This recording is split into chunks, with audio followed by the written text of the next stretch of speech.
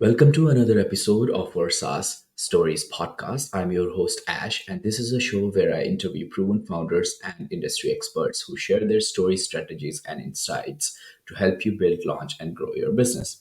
In this episode, I talk to Rajan, the founder of FitMe, a groundbreaking platform poised to revolutionize how women experience the bra fittings. With an unwavering commitment to addressing the global issue of ill fitting bras, Rajan's brainchild FitMe seamlessly merges cutting edge technology, personalized algorithms, and sustainability. The staggering statistic of around 80 to 90% of women wearing incorrectly sized bras fuels Rajan's mission to empower the women worldwide.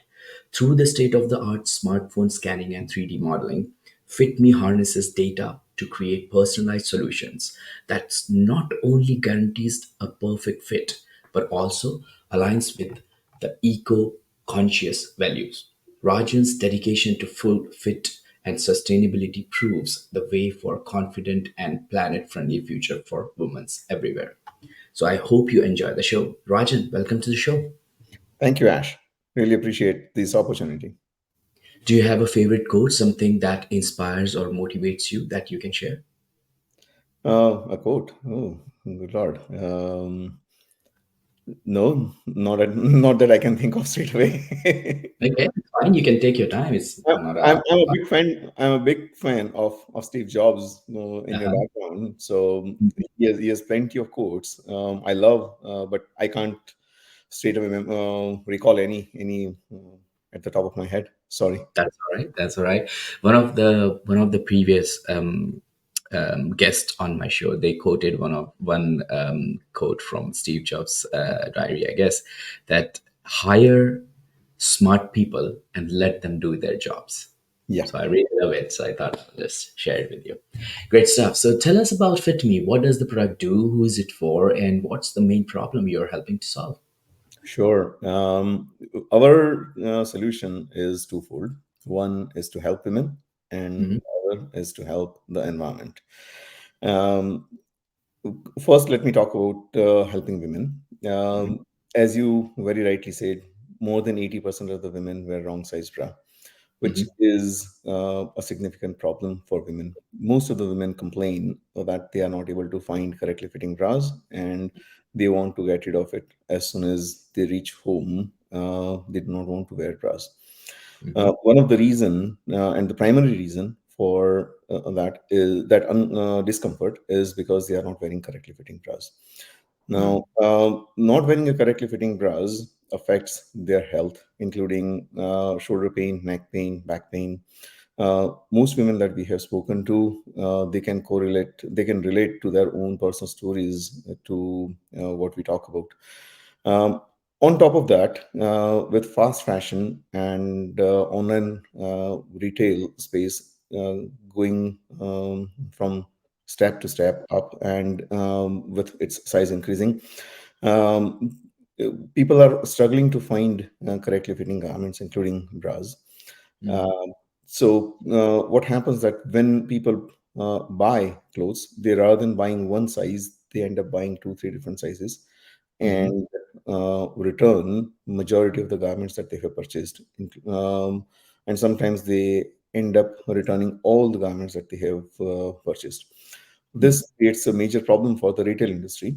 Uh, that when the garments are returned to them, more than 50% of the garments which are returned, they are either sent to landfill or they are sent for incineration. This Hmm. is a major environmental problem. So what we are trying to do here is to solve the problem which is there on two folds. One is helping women, and the other is helping retailers and solving this environmental problem that fashion industry is facing. That's really good. That's really good.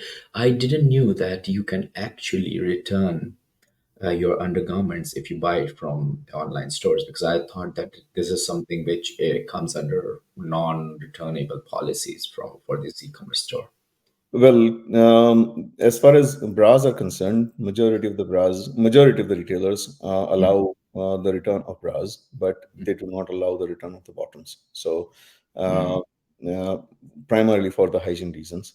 Yeah. Um, so bras are still returnable. That for majority of the retailers, but the bottoms are not, the way you very rightly pointed out.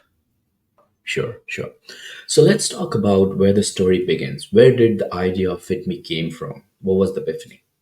Well, the idea for FitMe came from my and my wife's personal stories. I used to travel to the US on an assignment when I used to work for a company, and I used to travel every month. So I would spend 2 weeks in the US and 2 weeks in the UK. And during one of those trips, I decided to buy clothes for my wife. When I came back to the UK, they did not fit her. Mm-hmm. And so on my next trip, I returned those clothes and bought a new set of clothes, but from a different company. Mm-hmm. Came back, and they again did not fit her. So that I felt very embarrassed, actually, that I could not find correctly fitting garments for my wife. And so I started researching along with my wife, and we found that there is a major problem in the fashion industry. There is no standardization in terms of, for example, if you want to buy a size 8 dress, then in M&S or in Zara, you could be different sizes and still you could be size 8. So due to lack of standardization across industry, we were people are confused. When I talk about bras, specifically bras, uh, Sun newspaper sent out one of their models to about 7 different stores to get herself fitted for the bra. Mm-hmm. And it's a video available online for everyone to see. And Mm-hmm. every single store gave her a different size bra. So Mm. women get really confused, when they have to shop online, that which size will fit them. So this is where our journey has started, and we are trying to solve the problem that everyone is facing. Indeed, indeed.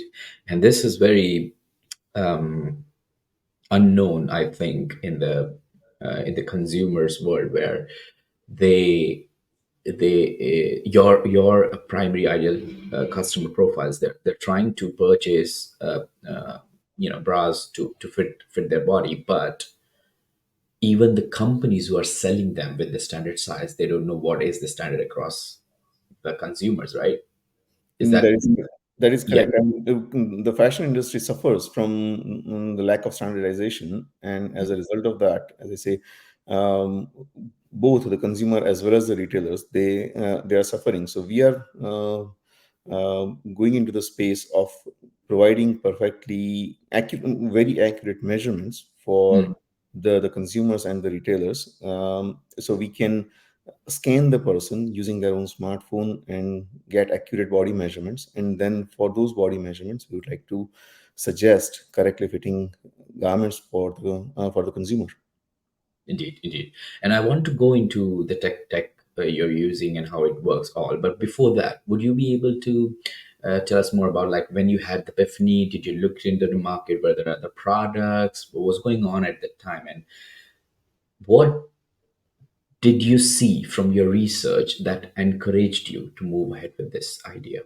Sure. Well, we started this entire idea during the COVID lockdowns, in, I would say, around September time,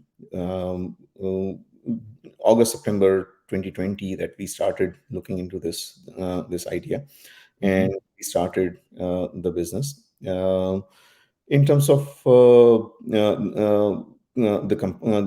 competition at that time when we started this work, we did not have any specific competition at that time.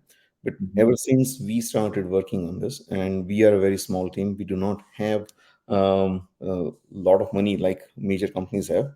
So we are a little slow in progressing our significant work compared to our competitors. So since we started our work, a couple of competitors have come to the space, and they have collaborated with a couple of retailers Hmm. who are trying to provide, who are using very similar technology as us. But where we are different is our measurements are far more accurate compared to our competitors. We have tried to use their own technology to understand what they are doing and how we can provide much better experience for our users.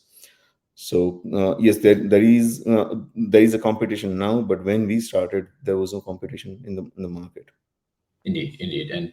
And as you mentioned about your small team, are you completely bootstrap? Have you got any seed funding, or give us the sense of the size of the business? Where are you in terms of number of customers or size of team? Sure. I mean, we are at the moment pre-revenue. We have raised a small amount of funding. Fortunately, the UK government is helping business owners like me who are trying to innovate and help people. Mhm.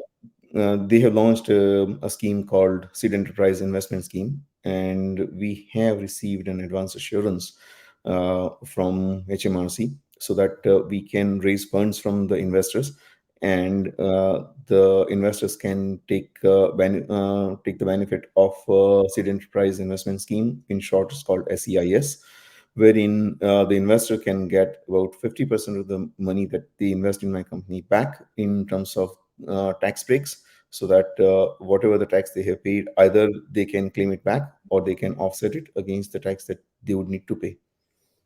Indeed, indeed.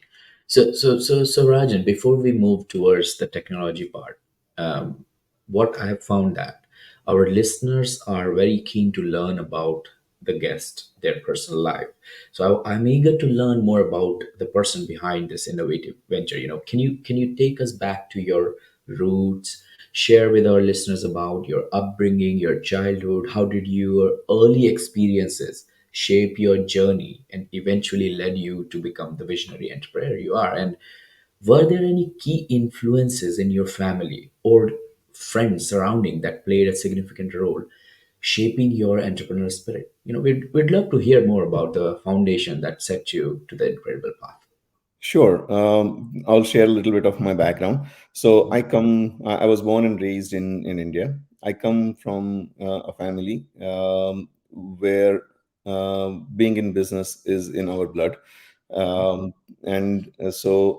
I always wanted to get into my own business. And my journey in the technology started when my dad bought me a first PC back in 1991, which Wow. had 20 megabyte of hard drive and Mhm. two floppy drives. And I started programming in basic language, and Mhm. since then uh, I have had a diploma in software engineering back in 1995 that I received it. And um, however, I have received a PhD in civil engineering from University of Dundee in Scotland.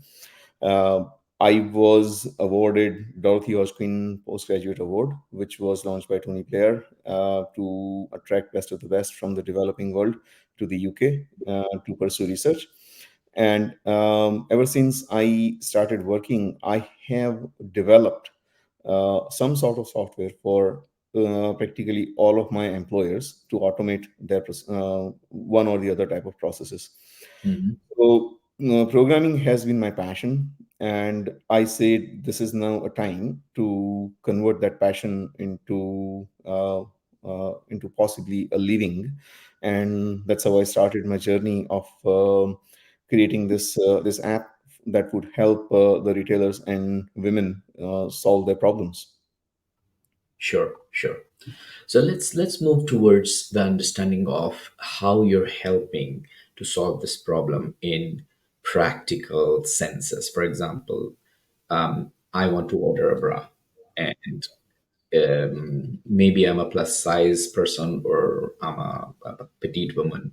Depending upon my requirements, how do I use your technology? And I would also like to uncover what sort of tech stacks or technology you're using in the back end to provide this insights to the users. Sure.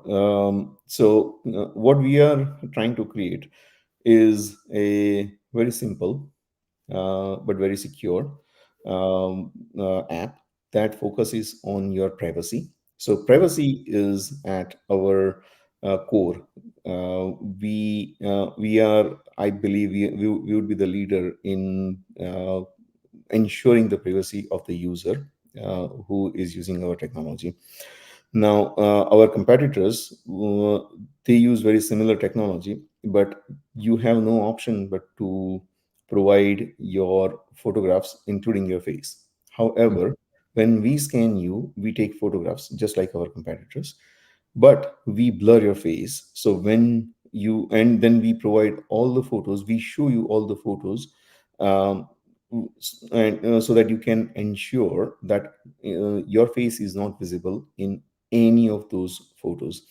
Mhm. So once you are satisfied that all the photos which are taken during the scanning process Mhm. are are okay for you to upload, you are comfortable with it, then you approve for uploading those photos to our servers. We process those photos, and based on the photos that we have collected, we stitch them together to create a 3D point cloud. We Mhm. collect about, in total, about 1 million data points for your body. And based on that, we create a three-dimensional model.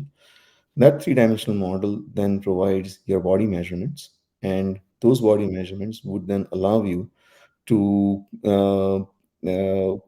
to select what your band size is, what your burst size is, and based on the band size and burst size, we have created a machine learning algorithm wherein we would use your body measurements to then match your body size and body measurements to correctly fitting garment. So we use computer vision algorithms to create that 3D model, and then use machine learning algorithms to provide you the correctly fitting garments. So it's a very deep artificial intelligence technology that we are developing. Mm. Mm. Majority of the retailers use different types of materials. No two retailers use same type of material, and so what we use is the type of material that is used in the construction of a specific garment as one of the parameters alongside your body measurement. So it's a highly complex algorithm that we are developing here. Mm. Mm. So, are you saying that you're not just a technology company, you're also a garment company? No, we are not garment company. We are just technology company. We would provide you the garments from the existing retailers. So if you let's say like to shop at a specific retailer, then you would have the option of selecting the garment from that specific retailer. So what we would do is for your body measurement, let us say that from different retailers, different sizes will fit you. So for example, in Next, you could be 32C bra size. In MNS, you could be 32D. And in Victoria's Secret, you could be, let's say, 30D. So so we would give you these options wherein you can select from which retailer you want to buy your garment, and for that retailer, which size you should buy. So Mm. we are completely independent. We are neutral. We do not take any side for any specific retailer. We are trying to give you the best possible garment fitting across the market. Right. So basically, you analyze the data and let the user know that because of your size and analysis we have done, these were the retailers who are providing, these are the products which will fit you the best. You choose which one you want to buy. Absolutely, that is our end goal. However, we are open to work with the retailers to create a white label product for them so that they can use our product specifically for their own app, so that we can integrate our technology in their own app. That way, uh, um, in their app, when a user is using, let us say, for example, an app created by Next, then Mhm. they can use we can integrate our app in Next app, and then the consumer can use Next app to scan their body, and use Next app to purchase garments which are available in Next. Hmm. Okay. And tell us more about your research. Which retailers, or sorry, I will rephrase the question. What are the percentage of users buying these products online, which is, the undergarments, and which retailers are top sellers, which are medium, which are less, what category sells more, and how does that helps the business? Because this is really interesting when you mentioned that you're open to collaborate with businesses, and we do a lot of B2B interviews on the show. One of our previous guests, they're doing something similar. What they do is they analyze your body while you're doing the exercises. So how you move, how your body, react with different kind of exercises, and then based on that, they provide you recommendation on which exercises you can do, what uh, gym clothings you could be better for you, things like that. But I think they're doing it for the whole body, whereas you're focusing more on the bra sizes and upper body for the women's. So tell us more about the research which gives you this idea that it would be perfect fit. And then my second part of the question is, have you reached out to these retailers and do you have any deals? Okay, let me address one point here that you mentioned the fitness industry. Mhm. Now, our technology is open to fitness industry as well, because what we do is we scan your body and provide you your body measurements.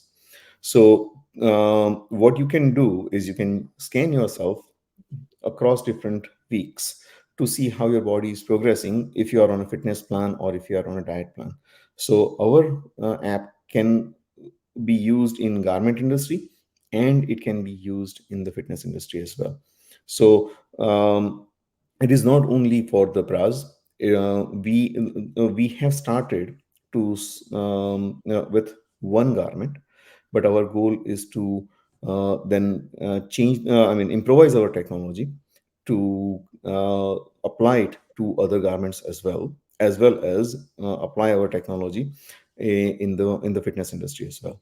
So at we are at the moment pre-revenue. We do not have any specific customers at the moment. We are looking to collaborate with brands and retailers and gyms, fitness instructors. Uh, so at this stage, yes, to answer your question, we do not have any specific business customers. We have verified our app with very small user base of just about 10, and we have seen that it can be successfully applied. So the technology is working. We need to now expand to go and probably try to find these connections wherein we can then collaborate with these retailers, fitness instructors, gyms. Um, the same technology can be used for shoes as well as hair wigs. You and I both are losing hair, and we might need to wear wig at some point in time, possibly. Indeed. So, the wig industry can use our technology to scan the person's head and provide correctly fitting wigs to their users. We are in discussions at the moment with a hair wig company in London, although we do not have any specific collaborations finalized. But we are very hopeful that we would be able to help that specific wig company to take their journey forward alongside our own journey as well. Indeed, indeed. So going back to my question then, could you tell us how big the market is, and what percentage of your, like Tam Sam and so on, like what percentage of market you can obtain basically out of that full market?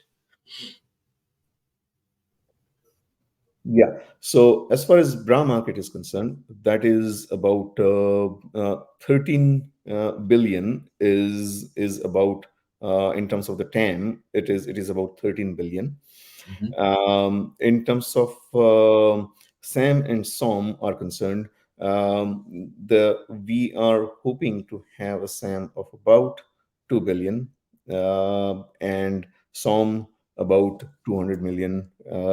That's our target at the moment for the bra industry.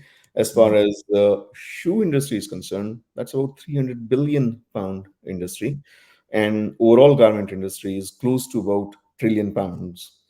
Mhm. Uh, And so this and this there's TAM you mentioned. beg your Sorry, pardon. go on. So there's a huge market out there that we can tap into, in excess of a trillion in total. Yeah, yeah. And this market you mentioned is worldwide, not UK, right? Yes, yes, that is worldwide. Yes, and so when I go to SOM, that would be primarily UK and US. Indeed, indeed. Okay, so tell us more about your ICP. Who is your ideal customer personas profile, whichever word you want to use, and how are you approaching to your potential customers at this point of time? What are the tactics or what are the strategies you're using? Yeah, at the moment, my ideal customer would be a big online retailer who is in the space of lingerie market. So, for example, I would suggest possibly Boohoo, ASOS. They are bleeding money at the moment. Between the two companies, they are bleeding more than 100 million pound just to handle returns. So, if we are able to, and I'm pretty confident that we would be able to save at least 15 to 20% in their these returns costs, which would be anywhere between 15 and 20 million pounds of savings for those two companies. So companies like Boohoo, ASOS, they would be our ideal customers. But we are open for collaboration with practically any retailer or brand who have an online presence, and that is worldwide. We can provide our technology to any of those retailers. Indeed, indeed. And I must say that the more the innovation and the benefit your app delivers is amazing, but also there is a big part of privacy control and just confidence of the user to use your app. And I must say that you understand that as a founder, right? Absolutely. So what I would like to know, like, is um what kind of use cases you had to go through in order to make sure that your app is so secure and it expresses that security, that privacy to the end users, so that they become more confident to use your app.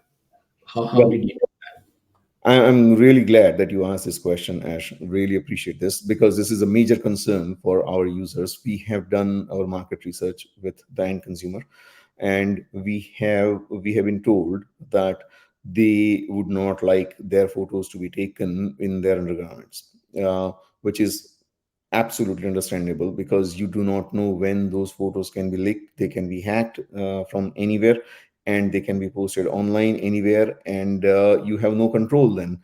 yeah. So I mentioned this earlier that what we do is when we scan, we take number of photos. When we scan you, all those photos are then shown to you. They You have to scroll through all those photos and make sure that your face is blurred.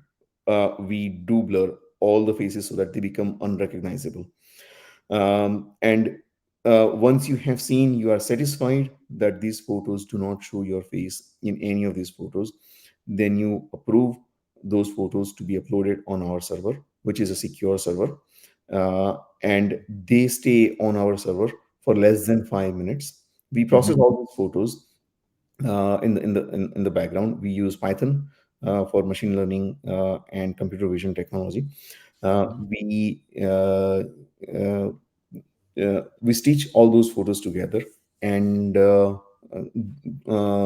return a three-dimensional model back to you. Now, when we return that three-dimensional model back to you, your head is chopped off. So all you see is below the neckline. That Mhm. way, even let's say the 3D model is hacked, leaked, or anything like that, which remains, by the way, only on your phone. It does not remain on our server. So even if it gets hacked, there is no face attached to it, and therefore it cannot be traced back to you. You might say, how about some prominent tattoos? If there are some prominent tattoos on my body, can Yeah. people recognize me? Well, when we create this 3D model.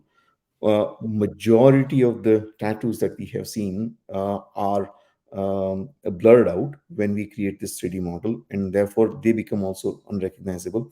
So, Mhm. unless and otherwise, it covers the entire body. It becomes very difficult for someone to tie it back to you. So, we have looked at privacy as our biggest part of our technology. We do not want you to be exposed to the world. Indeed, indeed. So Everything, everything that you provide us stays on our server for less than 5 minutes. And as soon as you have downloaded your 3D model on your phone, everything from our server is deleted. The only thing that will remain after that is your username, your user profile. That's it. None of your body related measurements are stored on our server. They remain on your phone. No one can actually see if they go through your photo albums or any of those albums. You would not see the 3D model. You would not see your any of the photos which are taken, unless of course you take your own screenshot of your 3D model. Then it is stored in your photo album. Otherwise, that 3D model is not available for anyone to see. So it is very secure. Apart from that, our app is secured by the Face ID or your phone's passcode. Therefore, you anyone who has access to your passcode can access the app. Otherwise, no one can access our app. So you either need to have your own Face ID or your phone's passcode to log into our app. So it's a very secure app, and it's a very privacy oriented app. thank you, and that's really descriptive, Rajan, and I really appreciate the way you explained it because that's what not just the end consumer but the investors are looking to understand when they're looking for an edge. So we have lots of investors who listen to our podcast on several different platforms. So before we are heading towards the end of the interview, before going into the lightning round, I would like to ask you two questions. The first one is, what is your vision, and if you are looking for are you looking for investment, and if you are, then what kind of investment you're looking for? That's my first question. Absolutely. Look, when we started to solve the problem, we have set our first goal is to solve a problem for women. Now, you might want to think that we as men or even women, they might want to think that bra is a simple garment. No, bra is one of the most complex garment that one can think of, and we have set ourselves on a journey to solve the most difficult problem in the fashion industry, to find women correctly fitting bras. So we have not set ourselves any simple goal. We have started with a very difficult challenge. So that's point number one. I wanted to highlight that. In terms of investment, yes, we are at this moment we are raising funds. We are looking for investors. Um, our ideal investor would come with some sort of connection within the retail industry, so that we can use those connections to get to our customer. So yes, we are looking to raise investment at the moment. Okay, great stuff. So before heading towards our lightning round, what I would like is, like throughout your journey and experience, there must have been some valuable lessons learned. If you don't mind sharing, could you reflect on your experiences and tell us about one mistake or a setback that you have encountered along the way and that you now consider not really a regret, but a lessons learned? And then what advice would you give us, our listeners, based on that experience? Well, One of the most important lesson that I have learned is that when you start out the business, you think that the road is very smooth, simple. That is not the case. When you start a business, the road is always bumpy. You need to be ready to face those bumps, and you need to be ready to face the challenges that you have not even considered them to be challenge. And uh, uh, life in business is not easy. It's very difficult. You need support from friends and family, especially family, your near and dear ones. You cannot start a business without the support from your near and dear ones, especially your immediate family. You need thorough support from your family. Indeed, and I second to that. I understand it.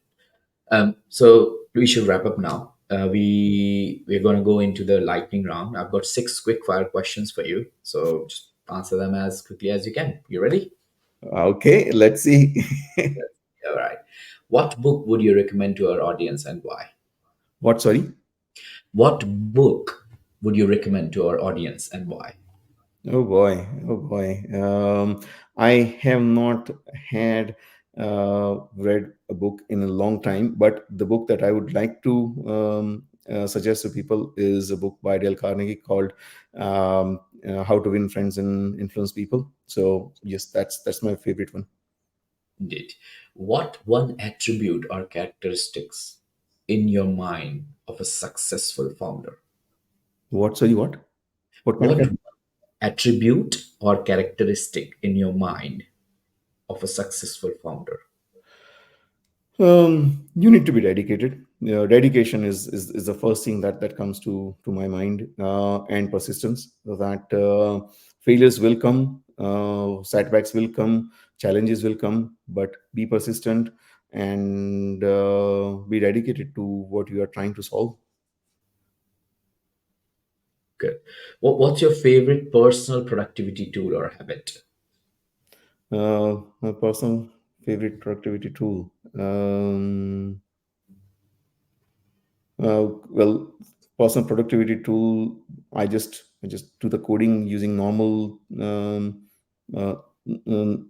normal editor. I do not have any favorite productivity tool, to be very honest with you. That's all right. Yeah.